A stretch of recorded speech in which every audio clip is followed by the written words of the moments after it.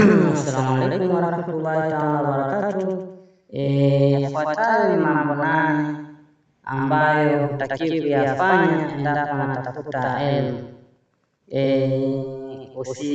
Usile chakula cha sokoni. La kwanza, usiwe mvivu, usiwe kiburi, usiongee mbele ya mwalimu wako bila ruhusa yake, usikalie au usikae sehemu anayokaa mwalimu, usiseme uongo, usiwe mbahili, usiwe na aibu. Tutayachambua mambo hayo 8 kama ifuatavyo. La kwanza, usile chakula cha sokoni. Kawaida chakula cha sokoni ni chakula ambacho kuna watu ambao wasiojiweza, mayatima, watu wa kipato cha chini hushindwa kuhimili kununua chakula cha sokoni. Hivyo chakula hicho hupelekea kukosa baraka, na kwa mtu ambaye atafuta elimu akitumia chakula hicho, basi hukosa baraka hata kwenye utafutaji wake elimu.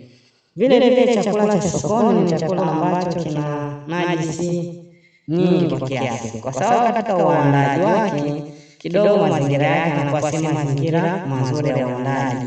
Ukizingatia sokoni ni sehemu ambayo lugha matusi inatumika sana. Sokoni vile dishio moja inatumika kwa kupikia chakula aina tofauti. Dishio inatumika kwa kupikia nguruwe, dishio inatumika kwa kupikia ng'ombe, dishio, yani mazingira pale tofauti. Hivyo hupelekea upungufu wa baraka endapo utatumia chakula hicho. Usiwe mvivu. Unapotafuta taalimu inatakiwa uepukane na tabia ya uvivu. Endapo ukiwa mvivu itakupelekea kushindwa kufanya utafutaji wako wa elimu.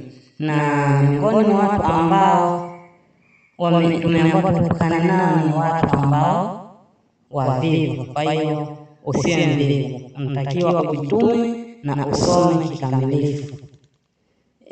Ya tatu, usiwe kiburi. Tabia ya kiburi ni tabia ya shetani. Kwa hiyo kawaida ukiwa na tabia ya shetani utakosa baraka kwa Mungu. Unatakiwa usiepukane na kiburi na uzingatie unachoambiwa na utafute elimu kwa wakubwa, kwa wadogo, ili kupata manufaa na elimu yenye manufaa. Yaani usiongee mbele ya mwalimu wako bila ruhusa yake. Endapo utafuatana na mwalimu wako na ukakutana na watu, utakupaswa kuongea chochote bila ruhusa ya mwalimu wako. Hapo utapata baraka ya Mwenyezi Mungu na utapata baraka kutoka kwa mwalimu wako.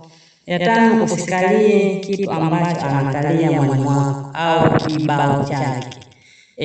Kukalia kibao cha mwalimu wako, hapo utakuwa unatafuta laana. Kwa hiyo inatakiwa usikae sehemu ambayo mwalimu wako anakaa hadi itapofika sehemu yeye mwenyewe kwa ridhaa yake atakuja kukuridhia ukae sehemu hiyo. Usiseme uongo. Uongo ni miongoni mwa dhambi ambazo zinachukizwa kwa dini zote. Hiki kitu hakikubaliki. Kwa hiyo endapo huko unatafuta elimu na ukajihusisha na usemaji wa uongo, utakosa baraka na hutofanikiwa kwenye utafutaji wako wa elimu. Ya saba, usiwe mbahili. Mbahili ni kitu kibaya sana, hupelekea madhara makubwa sana kwenye jamii. Kwani ubahili hupelekea kushindwa kununua hata vitabu vya kuongezea taaluma. Waswahili husema mali ya bahili huliwa mara 2. Huo ni msemo wa wahenga, lakini vile kwenye taaluma ni msemo ambao unatumika na wenye maana kubwa sana. Epukana na bahili. Usiwe na aibu kwenye kutafuta elimu. Hiyo ni jamani, usiwe na aibu kwenye kutafuta elimu.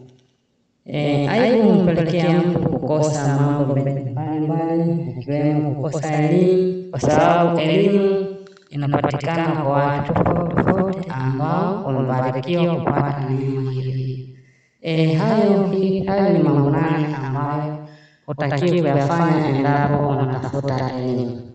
Chao.